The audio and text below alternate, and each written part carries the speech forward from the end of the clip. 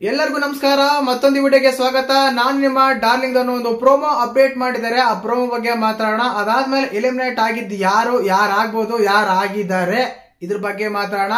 ಕ್ಷಮೆ ಇರ್ಲಿ, ಇವತ್ತಿನ ಸಂಡೇ ಎಪಿಸೋಡ್ ಈ ರೀತಿ ಇರುತ್ತೆ ಅಂತ ಒಂದು ವಿಡಿಯೋ ಬರಲ್ಲ. ಕೇವಲ ಎಲಿಮಿನೇಟ್ ಆಗಿದ್ದು ಯಾರಂತ ಮಾತಾಡೋಣ. ಅದಾದ್ಮೇಲೆ ಒಂದು ಪ್ರೋಮೋ ಮಾಡಿದ್ದಾರೆ, ಆ ಪ್ರೋಮೋ ಅಪ್ಡೇಟ್ ಮಾಡಿದ್ದಾರೆ. ಆ ಪ್ರೋಮೋದಲ್ಲಿ ಏನಿದೆ ಅಂತೆಲ್ಲ ಮಾತಾಡೋಣ. ಗೊತ್ತೇ ಇರುತ್ತಲ್ಲ, ಸಂಡೇ ಅಂತಂದ್ರೆ ಗಿಲ್ಲಿ ಅಂದ್ರೆ ಸಂಡೇ, ಗಿಲ್ಲಿ ಸಂಡೇ ಇಲ್ಲ ಅಂದ್ರೆ ಎಪಿಸೋಡ್ ಇಲ್ಲ ಅನ್ನೋ ರೀತಿಯಾಗಿ ಸೇಮ್ ಆಸ್ ಇಟ್ ಈಸ್. ಮತ್ತೆ ನಮ್ಮ ಗಿಲ್ಲಿ ಅವರ ಪ್ರೋಮೋ ಕಟ್ ಮಾಡಿ ಬಿಟ್ಟಿದ್ದಾರೆ, ಅದ್ರ ಬಗ್ಗೆ ಮಾತಾಡೋಣ. ಹಾಗೇನೆ ಎಲಿಮಿನೇಟ್ ಆಗಿದ್ದು ಯಾರಂತ ಕೂಡ ಮಾತಾಡೋಣ.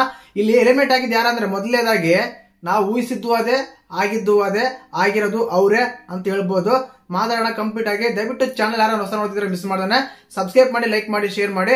ಮೊದಲನೇದಾಗಿ ಪ್ರೋಮೋ ಬಗ್ಗೆ ಮಾತಾಡೋಣ. ಪ್ರೋಮೋ ಬಂದಿದೆ ಸೇಮ್ ಆಸ್ ಇಟ್ ಈಸ್. ನಾವು ವೀಕೆಲ್ಲ ಏನೆಲ್ಲ ಅನ್ಕೊಂಡಿದ್ವಿ, ನಮ್ಮ ಕಾವ್ಯ, ಗಿಲ್ಲಿ, ಸೂರಜ್ ಇದಾರಲ್ಲ, ಅವ್ರ ಡ್ಯಾನ್ಸ್ ಪರ್ಫಾರ್ಮೆನ್ಸ್ ಇತ್ತಲ್ಲ, ನಮ್ಮ ಗಿಲ್ಲಿನ ಉರ್ಸೋಕೆ ಡ್ಯಾನ್ಸ್ ಮಾಡ್ತಾ ಇದಾರ, ಉರ್ಸೋಕೆ ಈ ರೀತಿ ಪೇರ್ ಮಾಡ್ಕೊಂಡ್ರ, ಉರ್ಸೋಕೆ ಈ ರೀತಿ ಮಾಡ್ತಾ ಇದಾರ ಅಂತ ತುಂಬಾ ಜನ ಅನ್ಕೊಂತಾ ಇದ್ವಿ.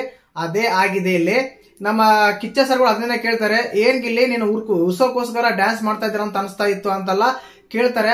ಹೌದು ಸರ್, ಅದನ್ನೇ ಮಾಡ್ತಾ ಇದ್ರು ಸರ್. ಆದ್ರೆ ಇವು ಡ್ಯಾನ್ಸ್ ಹೇಗಿತ್ತು ಗೊತ್ತಾ, ಡ್ಯಾನ್ಸರ್ ಇಲ್ಲ ಸರ್, ಜಲ್ಲಿಕಟ್ಟೆಯಲ್ಲಿ ನಾವು ಎಮ್ಮೆ ಹಿಡ್ಕೊಂತ ಕೋಣ ಹಿಡ್ಕೊಂತಲ್ಲ ಸರ್, ಆ ರೀತಿ ಇತ್ತಂತಲ್ಲ ನಮ್ಮ ಗಿಲ್ಲಿ ಫನ್ ಆಗೆಲ್ಲ ಹೇಳ್ತಾರೆ ಕಂಪ್ಲೀಟ್ ಆಗಿ. ಅದಕ್ಕಂತ ನಮ್ಮ ಕಿಚ್ಚ ಸರ್ ತುಂಬಾ ಸ್ಮೈಲ್ ಮಾಡಿ ನಗ್ತಾ ಇರ್ತಾರೆ.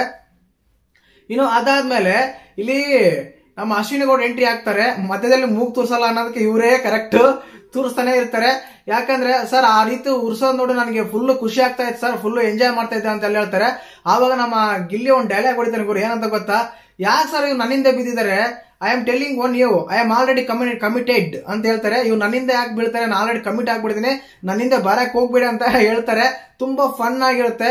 ಇನ್ನು ಅದಾದ್ಮೇಲೆ ಕಾವ್ಯ ಕೂಡ ಹೇಳ್ತಾರೆ, ಸರಿಯಾಗಿ ಪ್ಲಾನ್ ಮಾಡ್ಕೊಂಡಿದ್ವಿ ಸರ್, ಬಟ್ ಅವ್ರ ಪ್ಲಾನ್ ಎಲ್ಲ ಎಡವಟ್ಟು ಆಗ್ಬಿಡ್ತು, ಏನೋ ಅನ್ಕೊಂಡಿದ್ವಿ ಏನೋ ಆಗ್ಬಿಡ್ಸಲ್ಲ ಅಂತ ಗಿಲ್ಲಿ ನಮ್ಮ ಕಾವ್ಯ ಅವರು ಕ್ಲಾರಿಫಿಕೇಶನ್ ಕೊಡ್ತಾರೆ.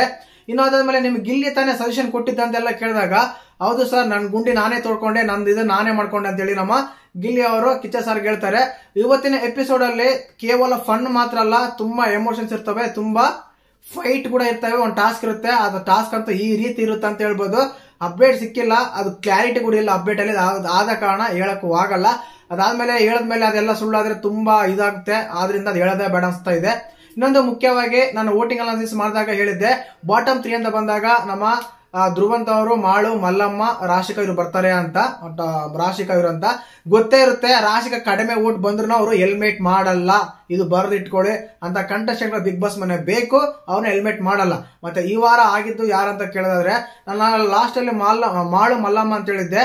ಅದ್ರಲ್ಲಿ ಲಾಸ್ಟ್ ವೀಕ್ ಟಾಸ್ಕ್ ಅಂತ ತಗೊಂಡಾಗ, ಮಾತಂತ ತಗೊಂಡಾಗ, ಪರ್ಫಾರ್ಮೆನ್ಸ್ ಅಂತ ತಗೊಂಡಾಗ, ಅವ್ರ ಹೆಲ್ತ್ ಅಂತ ತಗೊಂಡಾಗ, ಫಿಟ್ನೆಸ್ ಅಂತ ತಗೊಂಡಾಗ ಎಲ್ಲ ಕ್ಲಾರಿಟಿ ಮಾಡಿ ತಗೊಂಡ್ರೆ ಮಾಳು, ಮಲ್ಲಮ್ಮನಲ್ಲಿ ಇಬ್ಬರಲ್ಲಿ ಮಲ್ಲಮ್ಮ ಅವರು ಹೆಲ್ಮೆಟ್ ಹಾಕ್ತಾರೆ, ಮಲ್ಲಮ್ಮ ಅವರು ಹೆಲ್ಮೆಟ್ ಆಗಿದ್ದಾರೆ ಅಂತ ಹೇಳ್ಬೋದು.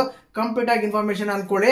90% ಅಲ್ಲ 99% ಮಲ್ಲಮ್ಮ ಅವರೇ ಹೆಲ್ಮೆಟ್ ಹಾಕ್ತಾರೆ, ಆಗಿದ್ರೆ ಕೂಡ ಅಂತ ಹೇಳ್ಬೋದು. ಇವತ್ತಿನ ಎಪಿಸೋಡ್ ಅಲ್ಲಿ ಆಗ್ತಾರೆ. ಇದು ಒಂದು ಅಪ್ಡೇಟ್. ದಯವಿಟ್ಟು ಚಾನಲ್ ಯಾರು ಹೊಸ ನೋಡ್ತಿದ್ರೆ ಮಿಸ್ ಮಾಡ್ತಾನೆ ಸಬ್ಸ್ಕ್ರೈಬ್ ಮಾಡಿ, ಲೈಕ್ ಮಾಡಿ, ಶೇರ್ ಮಾಡಿ. ಜೈ ಹಿಂದ್, ಜೈ ಕರ್ನಾಟಕ.